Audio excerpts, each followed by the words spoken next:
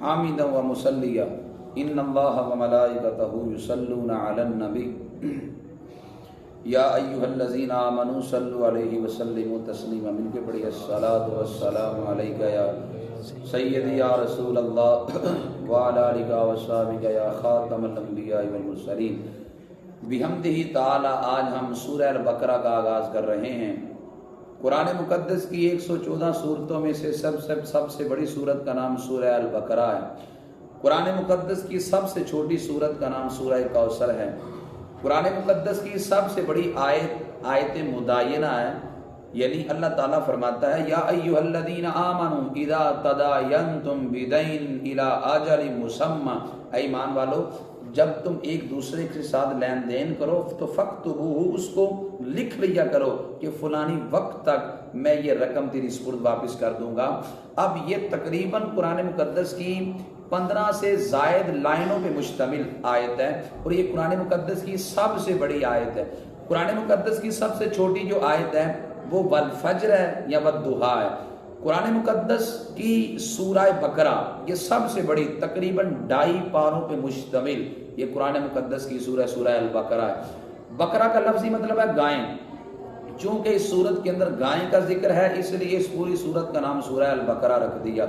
سورہ بقرہ کے 40 رکوع اور 286 اس کی آیتیں ہیں۔ ہم اللہ کی توفیق سے اور اللہ کی دی مدد سے ہم اس کا آغاز کر رہے ہیں۔ بسم اللہ الرحمن الرحیم، اللہ کے نام سے شروع کرتا ہوں جو بہت مہربان نہایت رحم کرنے والا ہے۔ الف لام میم یہ حروف مقطعات میں سے ہیں۔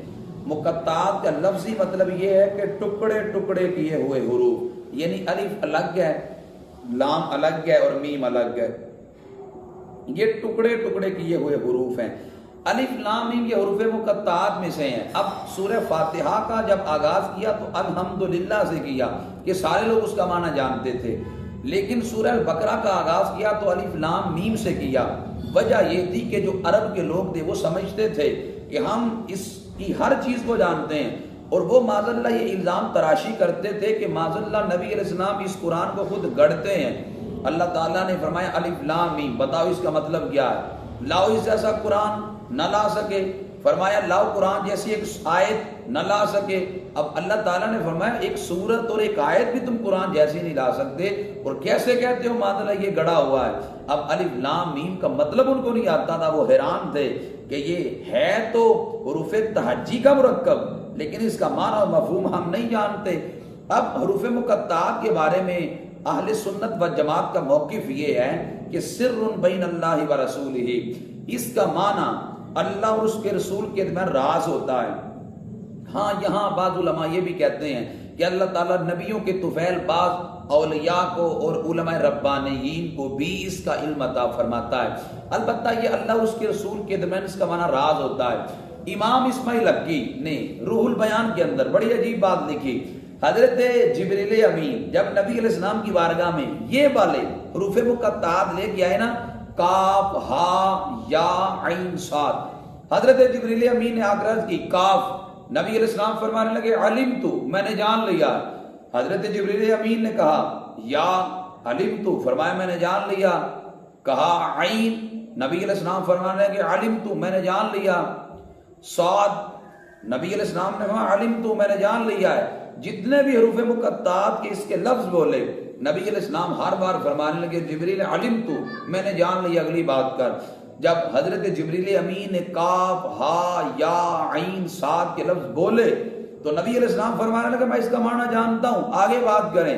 جبریل امین حیران ہو گئے، عرض کی یا رسول اللہ صلی اللہ علیہ وسلم میں قرآن لانے والا ہوں، مجھے نہیں پتا اس کا معنی کیا ہے، آپ کو کیسے پتا ہے؟ بتائیں اس کا معنی کیا ہے؟ نبی علیہ السلام فرمانے لگے جبریل چھوڑو، یہ میرا اور میرے رب کا راز ہے، کچھ چیزیں راز کی بھی ہوتی ہیں۔ اب اس لیے حروف مقطعات کا جو معنی ہے یہ اللہ اور اس کے رسول کے درمیان راز ہوتا ہے۔ ارشاد فرمایا ذالک الکتاب لا ریب فیہ، یہ وہ عظیم کتاب ہے جس میں کوئی شک کی گنجائش نہیں ہے۔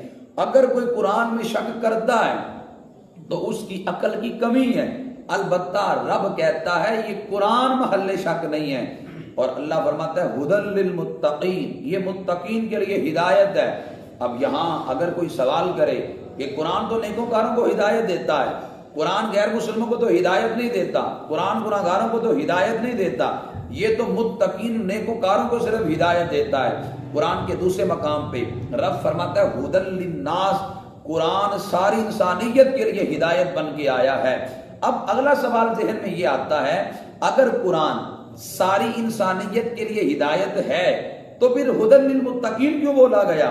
تو اللہ تعالیٰ نے ھدی للمتقین بیان کر کے ذکر کر کے لوگوں کو بتا دیا، اگرچہ قرآن ساری انسانیت کے لیے ہدایت ہے لیکن قرآن سے نفع متقی ہی اٹھاتے ہیں۔ اس کی مثال بارش کی طرح ہے۔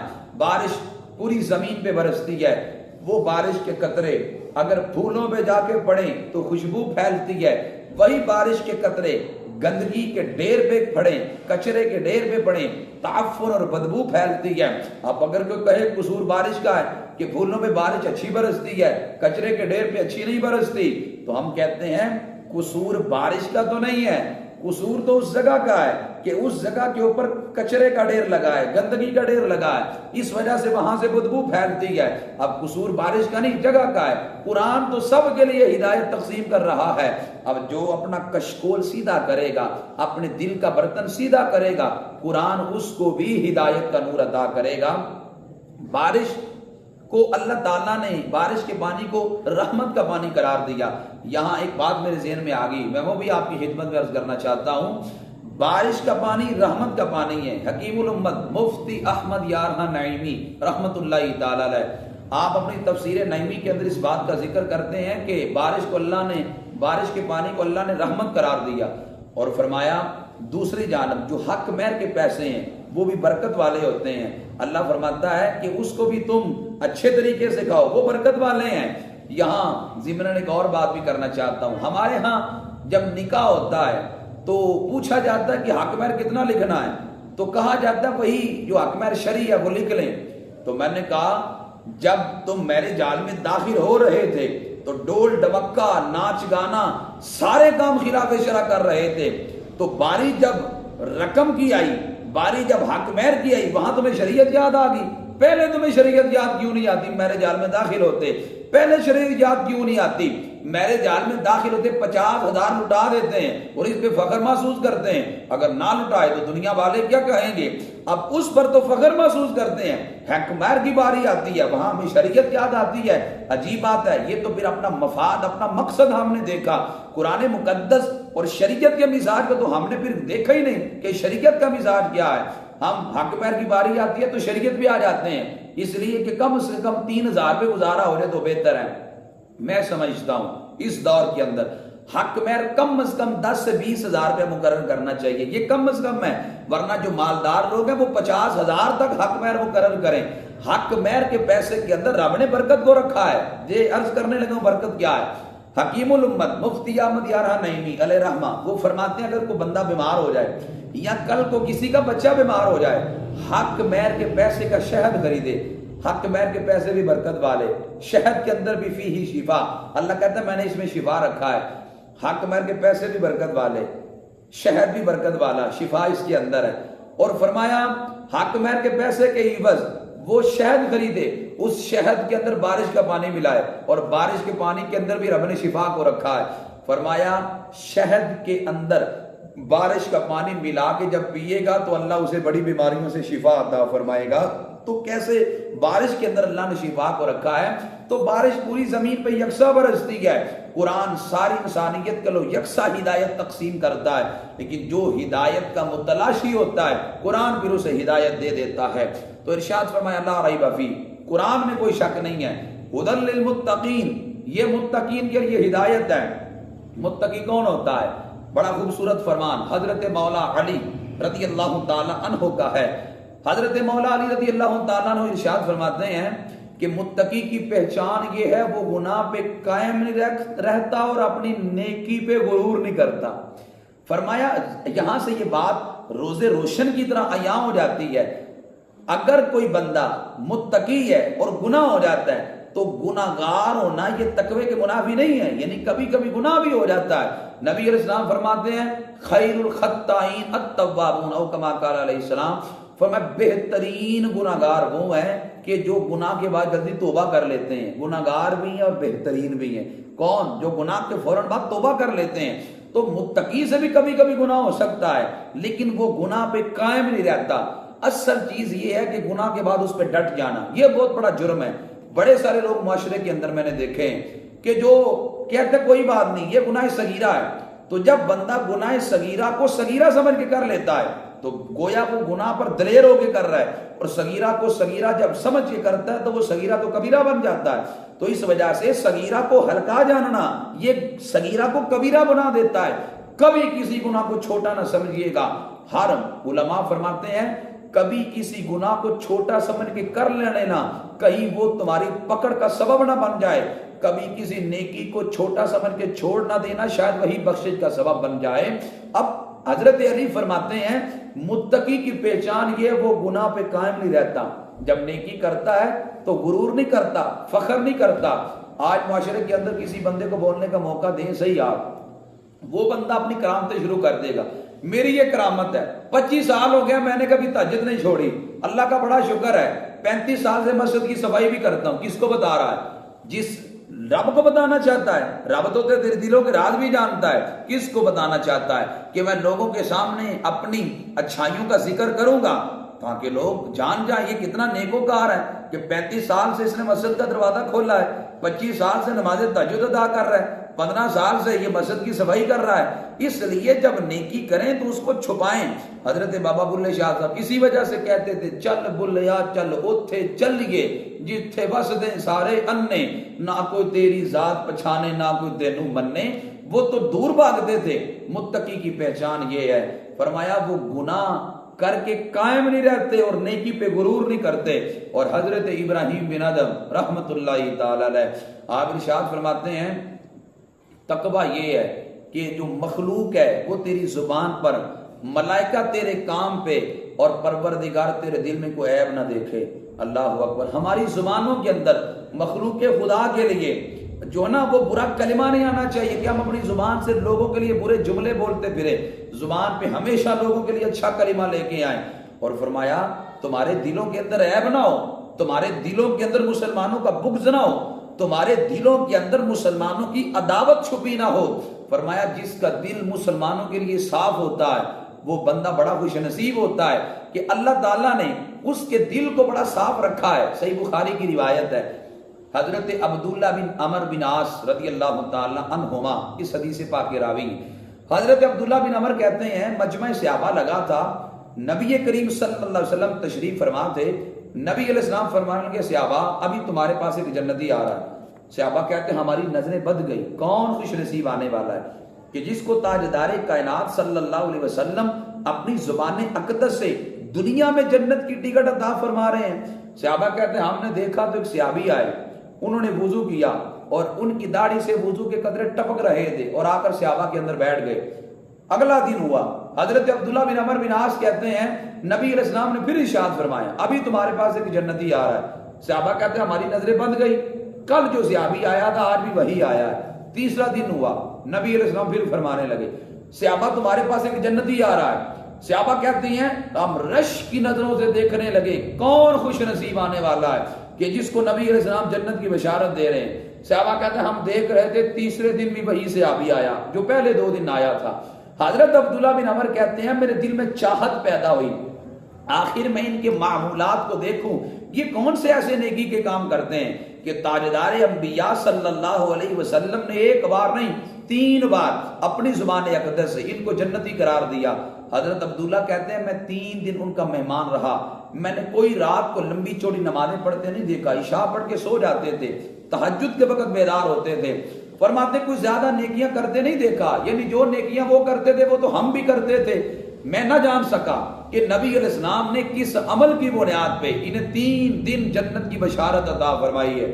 حضرت عبداللہ کہتے ہیں میں نے پوچھ لیا آخر راز کیا ہے، کون سا آپ عمل کرتے ہیں کہ نبی علیہ السلام نے 3 دن اپنی زبان اقدس سے آپ کو جنتی قرار دیا۔ صحابی فرمانے لگے اور تو کچھ نہیں، ہاں ایک بات میرے دل میں ہے۔ حضرت عبداللہ فرمانے لگے وہ کیا ہے؟ کہا وہ یہ ہے کہ میرا دل مسلمانوں کے بارے میں بڑا صاف ہے، کسی کا بغض کسی کی عداوت میرے سینے میں نہیں۔ فرمایا مبارک ہو اسی کام کی وجہ سے اللہ کے رسول نے 3 بار آپ کو جنت کی بشارت عطا فرمائی ہے. تو اپنے دلوں کو ستھرا رکھنا، دلوں کو پاک رکھنا یہ ضروری ہے. اگلی حدیث پاک میں نبی علیہ السلام فرماتے ہیں متقی وہ ہے جو شبہ کی چیز سے بھی بچتا ہے. بعض اوقات شک پڑ جاتا ہے نا کسی چیز کے بارے میں، یہ حلال ہے یا حرام ہے، جائز ہے یا ناجائز ہے. متقی وہ ہے جو شبہ والی چیز سے بھی بچتا ہے. اللہ اکبر. حضرت امام ابن سیرین بڑے عظیم تابعی ہیں، آپ کے گھر میں گھی کے 40 کے قریب ٹین پڑے تھے.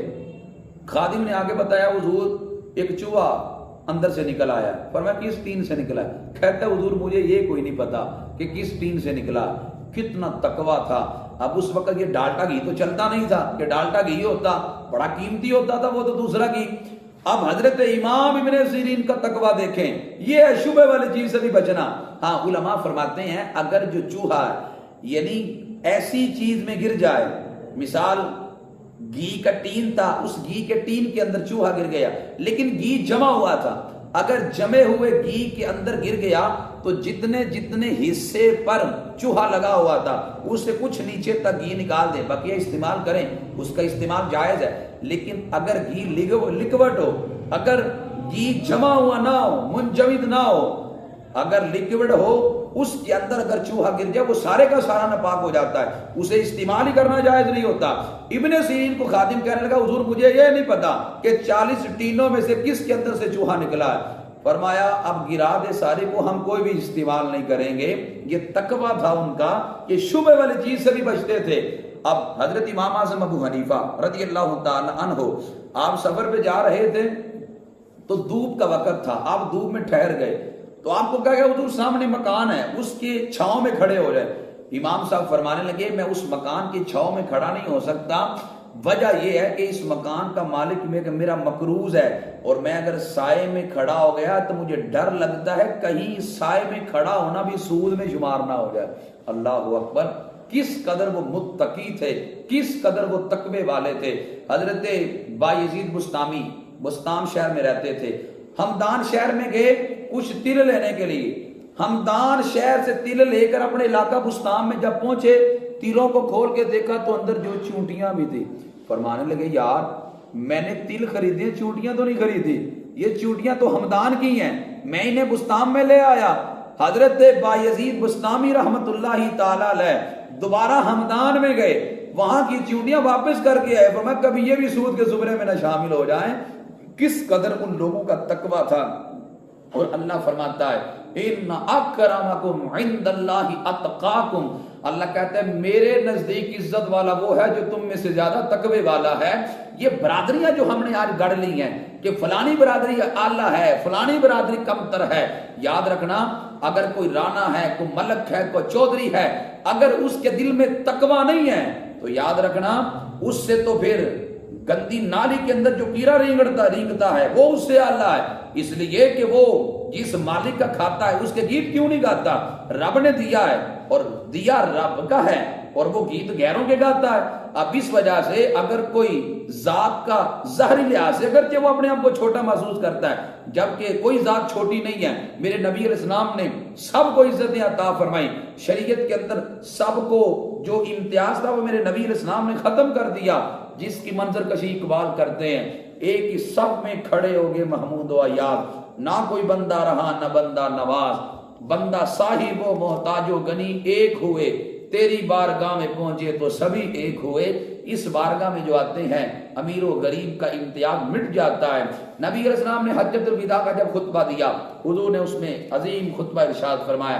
حضور علیہ السلام نے ارشاد فرمایا الا لا فضل علی عربی علی عجمی ولا لعجمی علی عربی ولا لاسود علی احمر ولا لاحمر علی اسود الا بالتقوی.